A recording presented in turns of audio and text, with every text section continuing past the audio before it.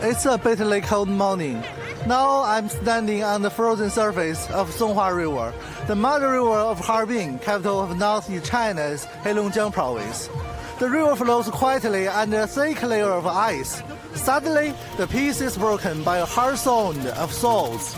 After a ceremony and some wonderful performances of folklore, the workers are cutting giant ice blocks from the frozen river. Each block weighs hundreds of kilograms and has a uniform size of 120 centimeters long, 80 centimeters wide, and 40 centimeters thick.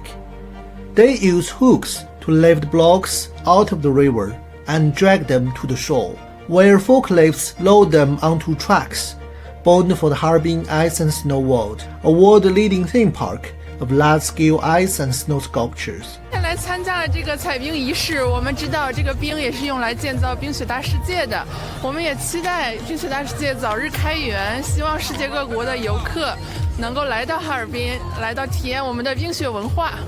This year we are going to embrace the 25th Harbin Ice and Snow World, which is expected to open for tourists in May-December, a week earlier than usual.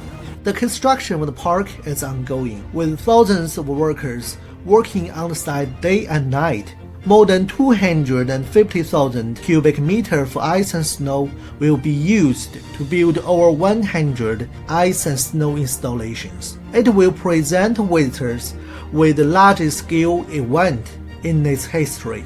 The 24th Harbin Ice and Snow World last year has attracted over 800,000 tourists to visit. We are looking forward to meeting more tourists this year in the Winter Wonderland. See you that time.